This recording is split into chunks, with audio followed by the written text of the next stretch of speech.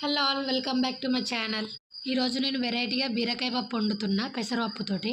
బీరకాయలు ఊక చిన్నగా కొయ్యాలంటే కూడా చాలా బద్ధకంగా అనిపిస్తుంది. అదొక పెద్ద ప్రాసెస్ లాగా అనిపిస్తుంది. కాకరకాయలే ఆ రౌండ్ షేప్లో కొయ్యాలన్నా, బీరకాయలు కూడా కొయ్యొచ్చు కదా అని ఈసారి నేను అట్లా ట్రై చేసిన. వండితే టేస్ట్ ఎట్లుంటుంది అని చెప్పేసి అనుకున్నా. ప్రాసెస్ స్టార్ట్ చేద్దాం. ఇక నూనె పోసి జీలకర్ర ఆవాలు వేయాలి. అవి మంచిగా వేగిన తర్వాత ఉల్లిగడ్డలు వేసి వేపుకోవాలి. మిరపకాయలు కూడా అప్పుడే వేయాలి కానీ నేను కొయ్యలేదు, అప్పటికి మర్చిపోయినా. నేను ఈ ప్రాసెస్ చేసుకుంటేనే నేను మిరపకాయలు కోసుకున్నా. ఆ మిరపకాయలు వేసే టైంకి ఉల్లిగడ్డలు పసుపు అప్పటికే మగ్గినవి కూడా మొత్తం. ఇక మొత్తం ఇట్లా కుక్ అయినాక మిరపకాయలు వేసుకోవాలి. నేను ఉల్లిగడ్డలు అయితే మాడిపోతాయేమో అనుకున్నా కానీ రెండు మంచిగా కుక్ అయినాయి. తర్వాత కరివేపాకు కూడా స్టార్టింగ్లోనే వేయాల్సిందే. ఆగమాగం చేసుడు అయింది కర్రీ, వెనకకు ముందుకు అయింది.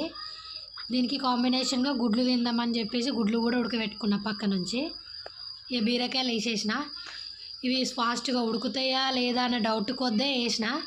ఒక 50% ఉడికిన తర్వాత మనము పెసరపప్పు వేసుకోవాలి. ఉప్పు కూడా వేసేసుకోవాలి. మంచిగా ఉడుకుతాయి. నీరు అనేది వచ్చి మంచిగా కుక్ అవుతుంది. పెసరపప్పు కానీ కందిపప్పు కానీ ఏ పప్పు అయినా ఒక 4 hours మనం నానబెడితే మనకు అది తిన్నా కానీ గ్యాస్ అనేది రాదంట. నేనైతే అట్లనే మొత్తం నానబెడతా ఒక 4 hours దాకా. పెసరపప్పు వేసుకున్నా. ఇక నేను వేసుకొని మొత్తం కలుపుకున్నా. కొంచెం సాల్ట్ కూడా వేసుకోండి అట్లనే. ఇప్పుడు టమాటాలు వేయాలి కానీ నేను మర్చిపోయి వాటర్ కూడా పోసేసిన. వాటర్ పోసిన తర్వాత పక్కకు చూస్తే టమాటాలు ఉన్నాయి. ఏదైతే అది అని చెప్పేసి ఇక నేను టమాటాలు కూడా వాళ్ళు వేసేసిన. కూర ఏటో అయ్యేటట్టే ఉంది అని మనసులో కొట్టుకుంటూనే ఉంది. అయినా చూద్దాంలే అని చెప్పేసి స్టార్ట్ చేసిన. ఇక మంట ఎక్కువ పెట్టేసి ఉడకబెట్టిన. మంచిగా పప్పు అంతా ఉడికిన తర్వాత కొత్తిమీర వేసేసుకొని ఉప్పు చూసుకుంటే అయిపోతుంది. ఇక ఏ మాటకు ఆ మాట. కర్రీ మాత్రం సూపర్ వచ్చింది. అస్సలు ఎక్స్పెక్ట్ చేయలే.